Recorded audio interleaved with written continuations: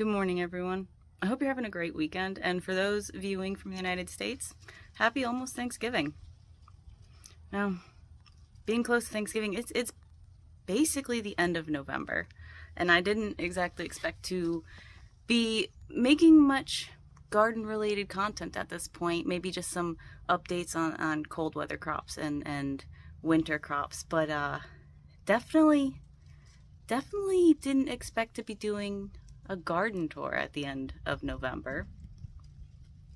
But that being said, I'm in shorts and a t-shirt and completely comfortable. There is no predicted frost in the extended 10-day forecast. And we're actually not even getting close to a frost. It's not supposed to drop below, I think we have a night of 43 degrees Fahrenheit, and that's the lowest night that we have, and the days are still getting into the 70s. So my garden's confused. Usually by now we've had a hard frost. The summer warm weather crops, they're gone, they're done for. You've just got a few of the cold weather crops left over, but that's not the case this year. We had a very minor frost kind of early in the month, but it wasn't a full frost. It didn't even reach the ground, so nothing died off. And since then, it's warmed back up, and my garden's doing unexpected things. For example, I have watermelon growing in November.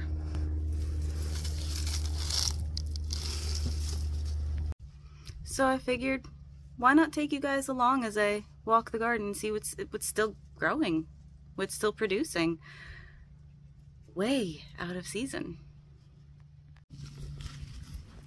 So yes, like I said, I have a watermelon growing. The spoon leaf and tendril have already dried up, but I have found that when watermelons try to ripen in cooler weather, it takes a lot longer, and the tendril and spoon leaf can't really be trusted as a sign of ripeness, and to wait until the ground spot gets extremely buttery yellow. And since it's not like really clear creamy buttery yellow yet, I'm just gonna leave this on the vine until it either is or the vine dies back. My butterfly ginger lily is still blooming, which I'm okay with because they smell absolutely amazing.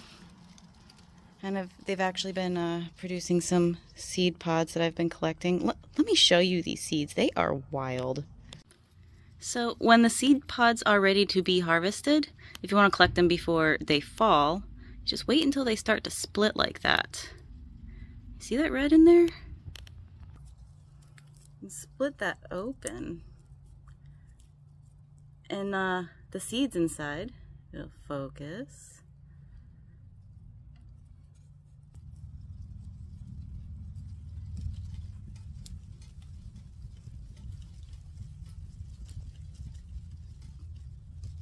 Seeds inside are bright red. See if I can get to focus. You just kind of squeeze them out, peel it apart. But look at that. Bright red. And the inside is bright orange. And they smell like ginger. There you go. Hopefully you can see that a little bit better. I just find that so cool. Now when they dry up, that red coating kind of falls off. It's just a black seed underneath. But when they're first harvested, that is some insanely vibrant color.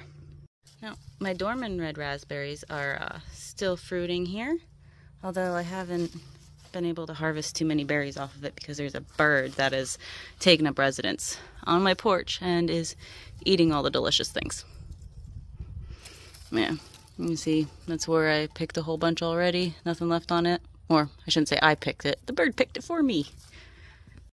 Now a while back, I showed my very first ever dwarf pomegranate fruit. They only get to be about the size of a golf ball.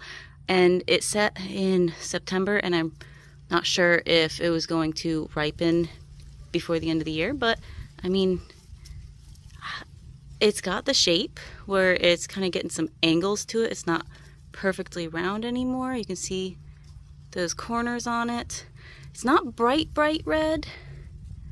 It may be because it's not quite warm enough, but I'm just gonna leave it on there until we have a thread of frost and see what comes out of it.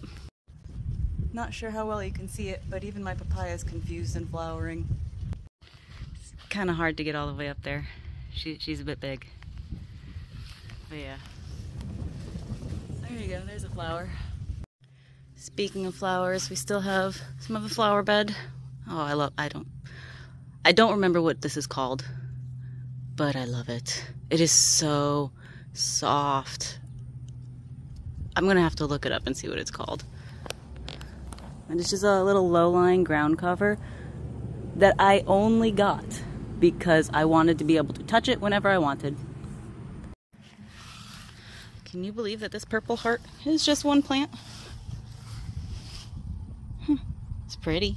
It's a little bleached out from the cold and the sun, but it comes back every year. The last sunflower is done. I'm just letting it dry out here so I can harvest the seeds, roast them, save a few of them. But echinacea, coneflower, absolutely stunning.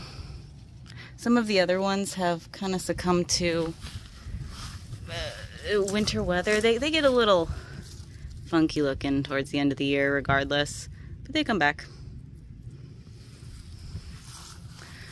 I also have pincushion flower blooming. So delicate, but so pretty. I have yet to bring in my succulents, but good grief, that aloe is taken over. I'm gonna have to break this apart, separate it, put it in a bigger container, thin it out next year. But this aloe,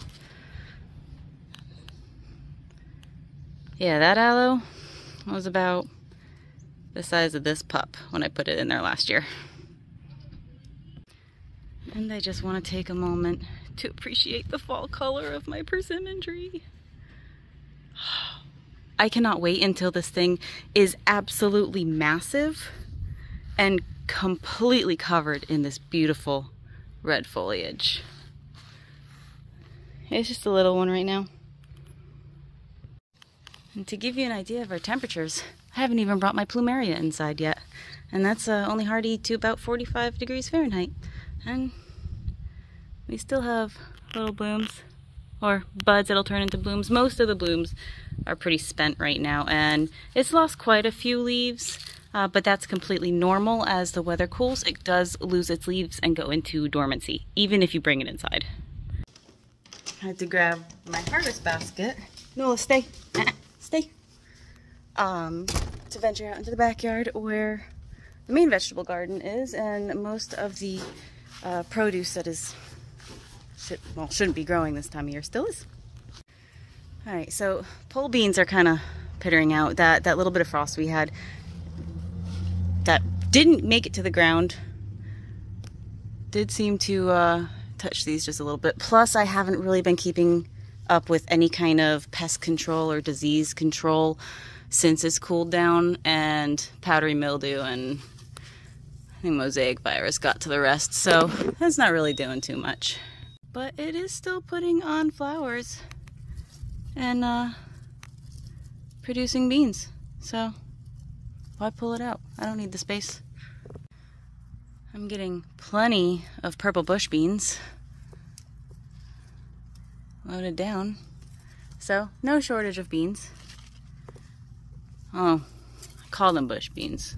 They were labeled as bush beans, but they climbed.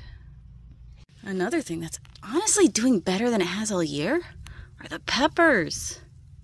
I can't believe that even in this cold weather, they're producing this well. And I say cold weather, the cool nights, because peppers love their heat.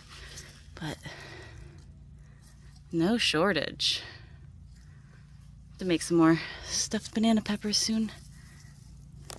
Can you see back there? Yeah. Same with the corbachi peppers. Absolutely loaded. I'm trying to see them change color. I'm not sure if the cool nights are too cool for them to fully ripen, but they're taking their sweet time. And good grief. The eggplant. I'm so sick of eggplant.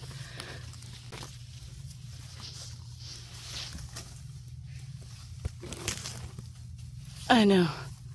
That's a great problem to have, right? But I've been bringing these over to my friend who owns the farm that I go to, and she has no complaints. She loves eggplant, so they're not going to waste.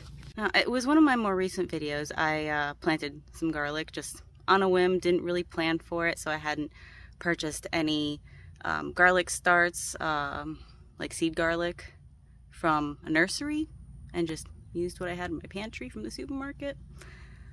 Not really expecting much. Well,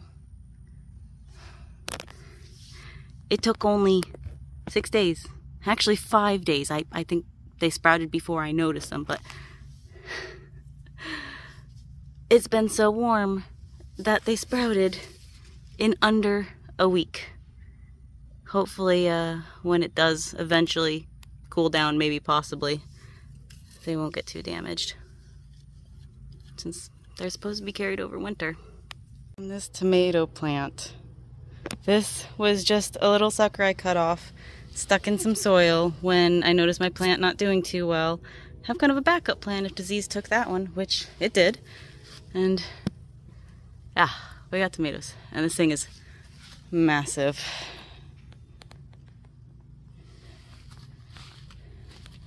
I will be doing a better job of supporting my tomatoes next year. It's kind of never made it to top priority this year. And of course I've got my fall crops. Carrots are coming up here. Some of them are getting pretty big. I did pull one already, but you can kind of see, maybe it's not too bright.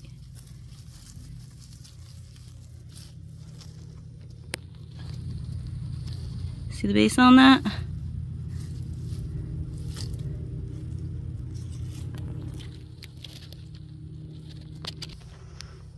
Last year I really didn't get many carrots the year I planted it. They all ripened, got harvest size in the next spring. So it's weird to see them, for me at least, weird to see them producing so fast. Maybe it's just the variety I planted last year. I don't know. But it's nice I'll get to have some carrots this year. I have mystery brassicas just kind of scattered all over the place. I honestly don't know what is what. It's either cauliflower, Brussels sprouts, or broccoli. But they're too small to really tell at this point. I really want to take too much time. There's something over there. I heard you.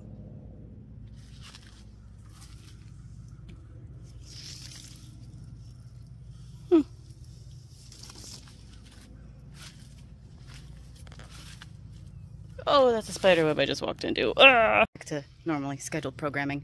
Oh, I don't really want to cover my winter crops, really, in full detail on this video, just because this isn't about the fall crops. This is about the craziness of having summer crops still growing in November. Huh, I didn't even notice that. I have another random volunteer tomato plant. Interesting. But you know me. I love me my squash, even with all the pest problems and disease problems that come with growing them in the South. But I don't give up. I'm stubborn like that. So, you know what that means. I absolutely still have squash growing. Little fruit. They don't look too pretty. But that's not stopping them. Just don't tell them. They might get self-conscious. There's even more over here. Oh, these patty pans, they're durable. They're like the only squash plant that's survived everything. I'm not mad. And the peas are doing really well. Started harvesting those a couple days ago. Now as for this, I'm sure a few of you may remember I had a sweet potato plant volunteer in my compost, and I was just gonna let it be. Wasn't hurting anything, see what happens with it. Well, I harvested my sweet potatoes probably a month or two ago at this point. And it was an amazing harvest out of where I actually planted them.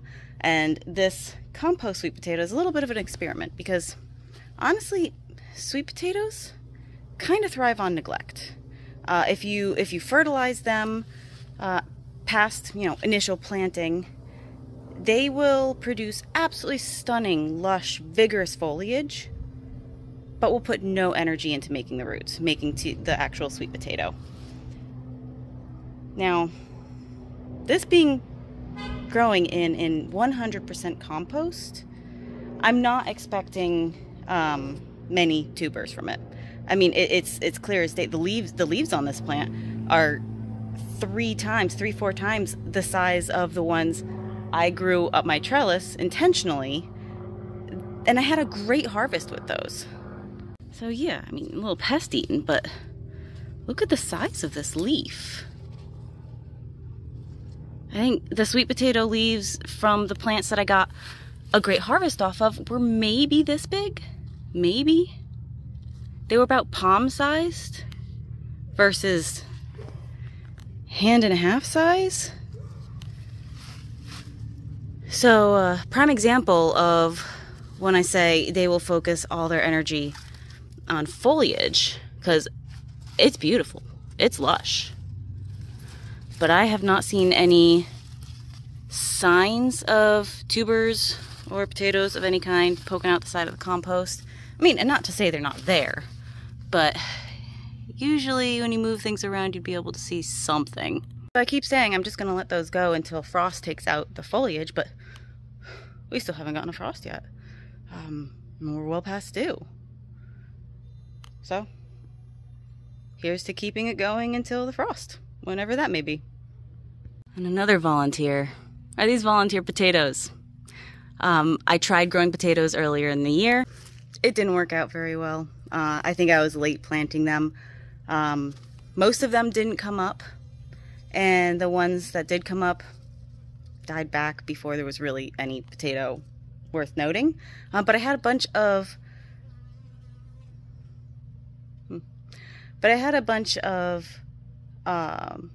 spots where I planted that never sprouted.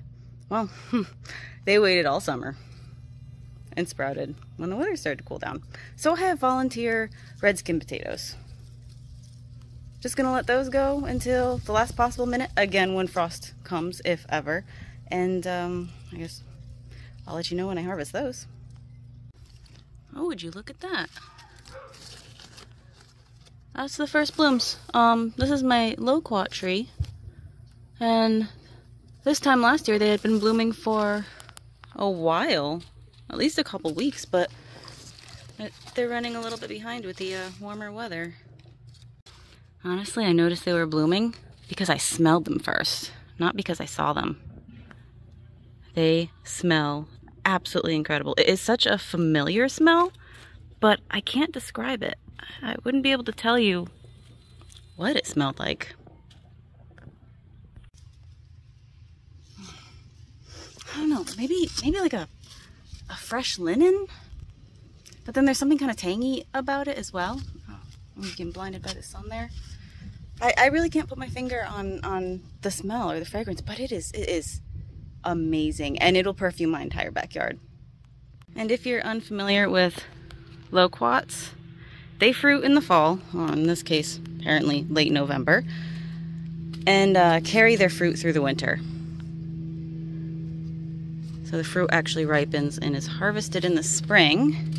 Now the tree itself, hardy until like 10 degrees Fahrenheit, but the fruit is only hardy until 27. So if you get a cold spell and you don't protect the fruit, you could lose all of it and have no spring harvest. But all of these little buds, not just all of these little stalks, but all of these little buds, because you can see every single flower opening there has the potential to turn into fruit.